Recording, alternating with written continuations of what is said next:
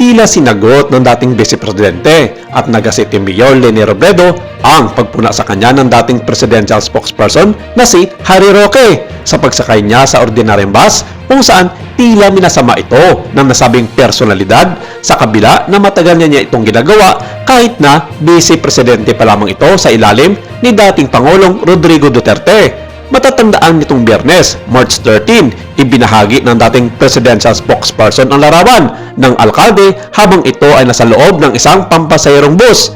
Galit na galit niya itong binukska sa isa sa kanyang live video na kuha sa hindi matukoy na lugar sa Europa kung saan patuloy itong nagtatago sa batas dahil na rin sa samot-saring mga kasong kinakarap nito dito sa bansa.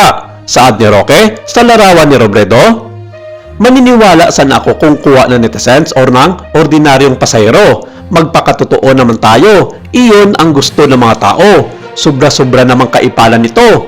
Marami naman sa mga netizens ang agad nagsalita at dumipensa para sa alkalde at sinabing hindi ito ang unang pagkataon na nakitang sumakay ito sa ordinaryong bus. At sabi nga nila na ginagawa na ito ng alkalde noong una pa man at pagpapakita lamang nito ng kanyang pagiging simpleng politiko na hindi nagpapakita ng karangyaan sa kapangyarihan na hindi raw tulad ng nakaupong Vice Presidente ngayon na laging gumagamit ng sasakyang panghimpapawid ng gobyerno na kung umasa raw ay parang siya pa ang nagmamayari nito. Samantala, ibinahagi naman ni Robredo sa kanyang Facebook page ang isang link ng video mula sa isang netizens na nakasaksi sa kanyang pagsakay sa bus.